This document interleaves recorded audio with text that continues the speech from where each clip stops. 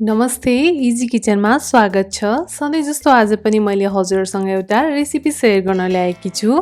आजको रेसिपी छ अचार। आज चाहिँ हामी मिक्स अचार बनाउँदै छौँ, जुन चाहिँ हजुरहरूले जुनसुकै ओकेजनमा बनाउन सक्नुहुन्छ। यो एकदमै मिठो, छिटो र एकदमै स्वादिलो बन्छ। सुरु गरौँ अब यसलाई बनाउनको लागि। मैले यहाँ एउटा मिक्सिङ बाउल लिएँ। अब भने यसमा मैले मसिनो गरी काटेर राखेको काँक्रो राख्दैछु।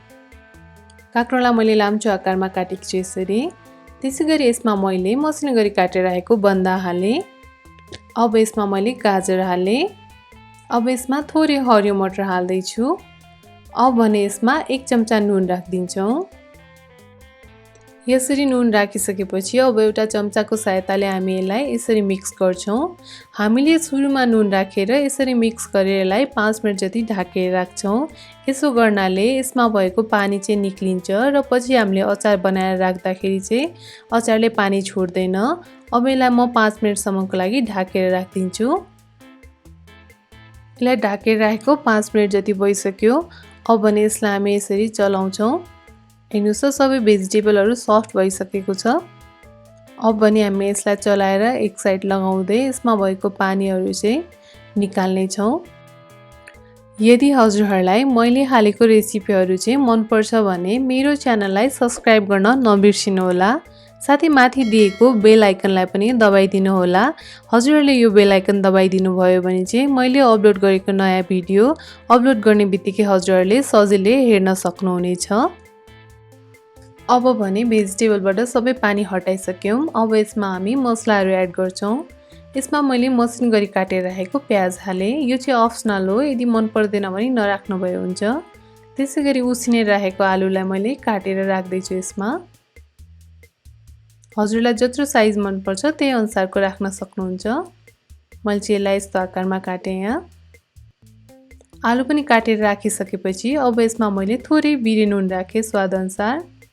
त्यसैगरी थोरै नुन। अब यसमा मैले रातो खुर्सानीको धुलो राखेँ 2 चम्चा। अब भने यसमा म पिसेर राखेको तिलको छोप राख्दैछु। यसलाई चाहिँ मैले भुटेर पिसेर राखेको थिएँ। यहाँ चाहिँ मैले 4 चम्चा तिलको छोप लिएँ। अब भने मसिनो गरी काटेर राखेको धनियाँ। अब यो सबैलाई हामी चम्चाको सहायताले यसरी मिक्स गरिदिन्छौँ।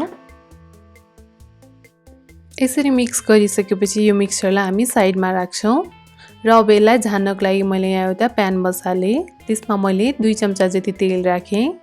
तेल तातिसक्यो। यसमा मैले 1 चम्चा जति मेथी राखेँ। अब मेथीलाई हामी ब्राउन हुन दिन्छौँ। मेथी यतिको ब्राउन कलरको भइसकेपछि यसमा मैले मसिनो गरी काटेर राखेको 2टा हरियो खुर्सानी हाल्दैछु।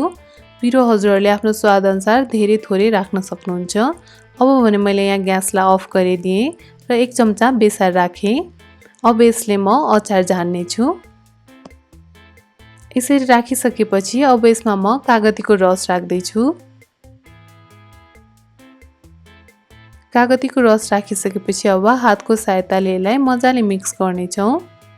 2 मिनेट जति मजाले मिक्स गरेपछि यो अचार बनेर तयार छ। हजुरहरूले चाहिँ यो अचार जेसँग पनि खान सक्नुहुन्छ। रोटी, खाना जेसँग पनि खाँदा यो मिठो हुन्छ। यो अचारको रेसिपी हजुरहरूलाई कस्तो लाग्यो मेरो च्यानलको कमेन्ट बक्समा गएर कमेन्ट गर्न नबिर्सिनुहोला। साथै मेरो च्यानललाई लाइक, शेयर अनि सब्स्क्राइब पनि गरिदिन नबिर्सिनुहोला। Thank you.